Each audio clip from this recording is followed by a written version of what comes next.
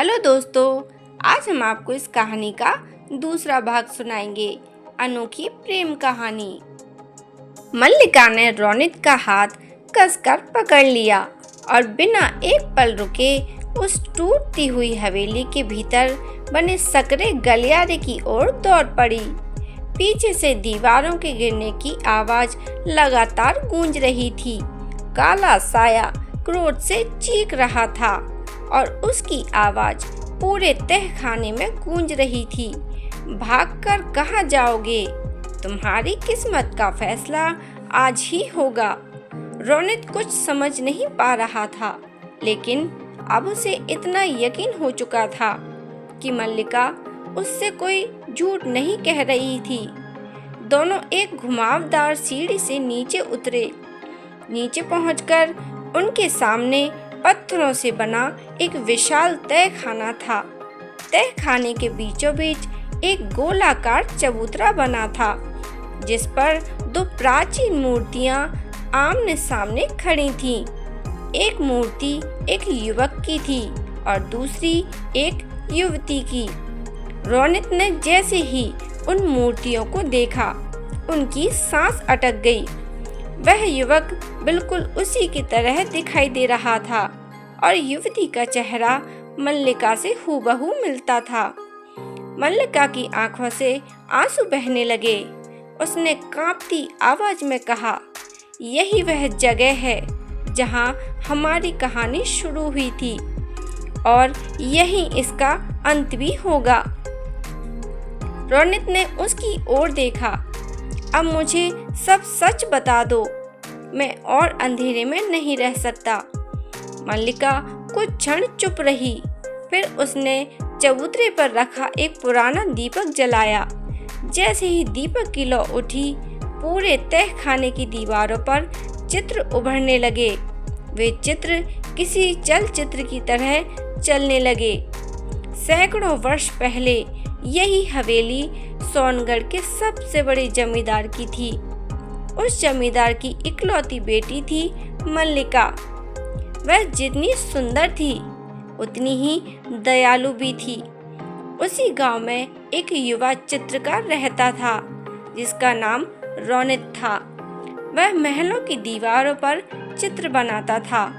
पहली बार जब रोनित ने दोनों का प्रेम बहुत पवित्र था उसी दिन, लेकिन दोनों जमींदार को यह रिश्ता कभी स्वीकार ही नहीं था। उसने अपनी बेटी की शादी एक लालची राजकुमार से तय कर दी। शादी से एक रात पहले मल्लिका और रोनित इसी तहखाने में मिले थे। उन्होंने साथ जीने मरने की कसम खाई थी, लेकिन किसी ने उनकी बातें सुन ली। वह व्यक्ति था हवेली का तांत्रिक, जिसका नाम काल केतु था।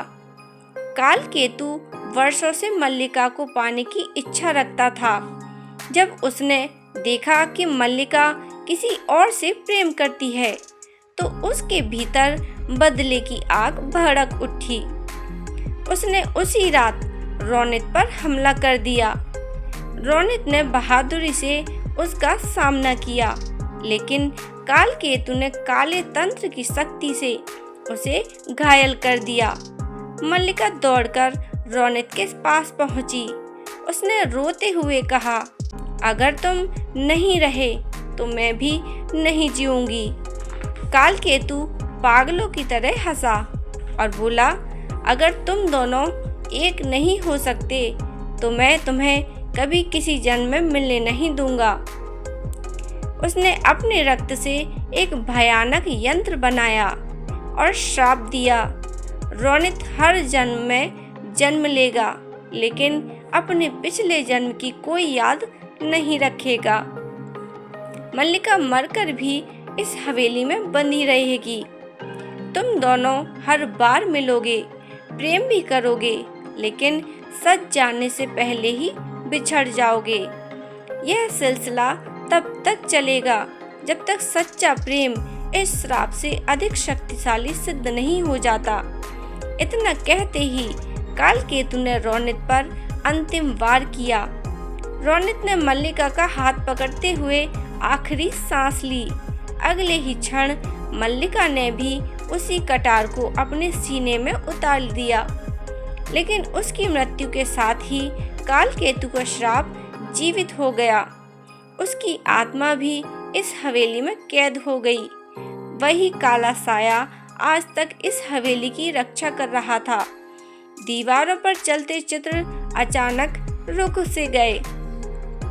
रोनित की आंखों से आंसू बहने लगे। उसके सिर में असहनीय दर्द होने लगा। एक एक करके उसके पिछले जन्म की सारी यादें जैसे लौटने लगीं। उसे अपना पहला प्रेम, पहली मुलाकात, पहली मुस्कान, आखिरी वादा, सब कुछ याद आ गया। वह कांपते हुए मल्लिका के सामने घुटनों के बल बैठ गया।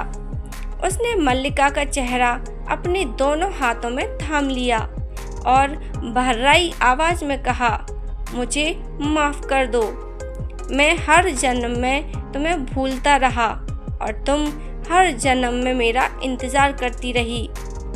मल्लिका मुस्कुराई, लेकिन उसकी मुस्कान में सदियों की पीड़ा छिपी हुई थी। मैं जानती थी एक दिन तुम्हें सब कुछ याद आ जाएगा। तभी पुराना तहखाना फिर कांप उठा। कालकेतु का काला साया उनके सामने प्रकट हुआ। उसकी आंखों में पहले से कहीं अधिक क्रोध था। वह गरज कर बोला, नहीं, यह नहीं हो सकता। कोई भी श्राप सच्चे प्रेम से नहीं टूट सकता। रोनित इस बार नहीं डरा। वह मल्लिका के सामने खड़ा हो गया। आज मैं तुम्हें उससे दूर नहीं होने दूंगा। कालकेतु ने अपने चारों ओर काली अग्नि का चक्र बना लिया। पूरे तहखाने में भयंकर तूफान उठने लगा। पत्थर टूटकर गिरने लगे और तभी चबूतरे के बीच बना प्राचीन दीपक तेज प्रकाश से चमक उठा। उसकी रोशनी सीधे रोनित और मल्लिका पर पड़ी। दोनों के हाथ अपने आप एक दूसरे से जुड़ गए। मल्लिका ने धीरे से कहा, याद है, हमने वादा किया था कि चाहे कितने भी जन्म क्यों न लग जाएं, हम एक दूसरे का हाथ कभी नहीं छोड़ेंगे। रोनित मुस्कुराया, इस बार नहीं छोड़ूंगा। जैसे ही दोनों ने एक दूसरे का हाथ कसकर थामा, दीपक से निकलती सुनहरी रोशनी पूरे तहखाने में फैल गई। कालकेतु दर्द से चीख उठा। उसकी काली शक्तियां धीरे धीरे समाप्त होने लगी। वह भागने की कोशिश करने लगा, लेकिन अब बहुत देर हो चुकी थी। उसने आखिरी बार क्रोध से चिल्लाकर कहा, सच्चा प्रेम सचमुच सबसे बड़ी शक्ति है। अगले ही क्षण उसका पूरा अस्तित्व धुएं में बदल गया और हमेशा के लिए समाप्त हो गया। अब श्राप टूट चुका था। हवेली में वर्षों से छाया अंधेरा धीरे धीरे गायब होने लगा। टूटी हुई दीवारों पर सूरज की पहली किरणें पड़ने लगीं। ऐसा लग रहा था जैसे सदियों बाद हवेली ने पहली बार सांस ली हो। लेकिन तभी रोनित ने देखा कि मल्लिका का शरीर धीरे धीरे पारदर्शी होने लगा है। वह घबरा गया। यह क्या हो रहा है? मल्लिका ने शांत मुस्कान के साथ उसकी ओर देखा। मैं इस दुनिया में श्राप की वजह से बंधी हुई थी। श्राप खत्म हो जाने से अब मुझे भी जाना होगा। और तभी रोनित की आंखों से आंसू बह निकले। वह बोला, नहीं, मैंने तुम्हें अभी अभी पाया है। मैं तुम्हें फिर नहीं खो सकता। मल्लिका ने उसके आंसू पोंछे। तुमने मुझे खोया नहीं है रोनित। इस बार हमारा प्रेम अधूरा नहीं रहा। इंतजार खत्म हो गया। और तभी उसने अपने गले से वही पुराना लॉकेट उतारा और रोनित के हाथ में रख दिया।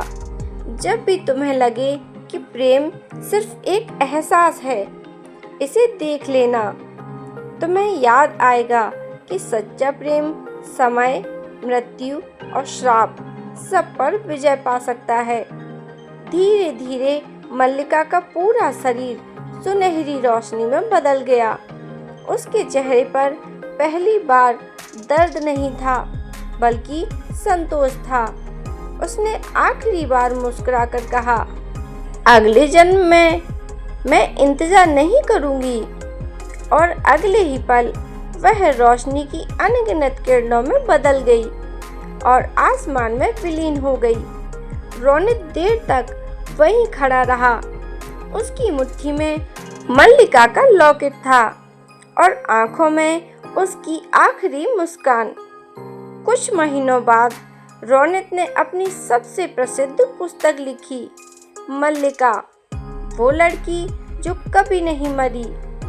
उसने पुस्तक की भूमिका में केवल एक पंक्ति लिखी, कुछ प्रेम कहानियां कभी समाप्त नहीं होती, वे समय के पार अमर हो जाती हैं। उस पुस्तक के प्रकाशित होने के बाद रोनित हर वर्ष उसी हवेली में एक सफेद गुलाब रखकर लौट आता। हवेली अब वीरान नहीं लगती थी, वहां अजीब सी शांति रहती थी। एक वर्ष जब वह गुलाब रखकर वापस मुड़ा तो अचानक पीछे से पायल की बहुत हल्की सी आवाज उसे सुनाई दी। छन छन। उसने मुस्कुराकर पीछे देखा, वहां कोई नहीं था, लेकिन हवा में गुलाब की वही परिचित खुशबू तैर रही थी। और रोनित समझ गया कि सच्चा प्रेम कभी समाप्त नहीं होता, वह केवल अपना रूप बदलता है। दोस्तों, अगर आपको यह कहानी अच्छी लगी हो तो मेरी वीडियो को लाइक करें, शेयर करें और ऐसी ही इंटरेस्टिंग कहानियों के लिए मेरे चैनल को सब्सक्राइब करें और बेल आइकन को प्रेस करके रखें, जिससे जब भी वीडियो अपलोड हो तो आप तक नोटिफिकेशन सबसे पहले पहुंच सके। मेरी वीडियो देखने के लिए आप सभी दोस्तों का बहुत बहुत धन्यवाद।